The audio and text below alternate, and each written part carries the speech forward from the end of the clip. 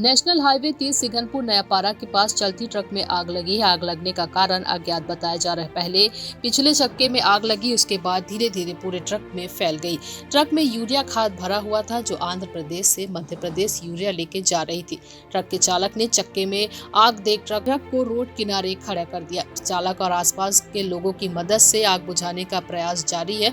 NH 30 सिगनपुर के पास की ये घटना है। मौके पर आग बुझाने की कोशिश जारी है। नेशनल हाईवे 30 सिगनपुर नयापारा के पास चलती ट्रक में आग लगी है। आग लगने का कारण अज्ञात बताया जा रहा है। पहले पिछले चक्के में आग लगी, उसके बाद धीरे धीरे पूरे ट्रक में फैल गई।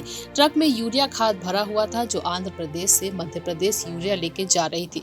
ट्रक के चालक ने चक्के में आग देख ट्रक को रोड किनारे खड़ा कर दिया। चालक और आसपास के लोगों की मदद से आग बुझाने का प्रयास जारी है। NH 30 सिगनपुर के पास की ये घटना है। मौके पर आग बुझाने की कोशिश जारी है।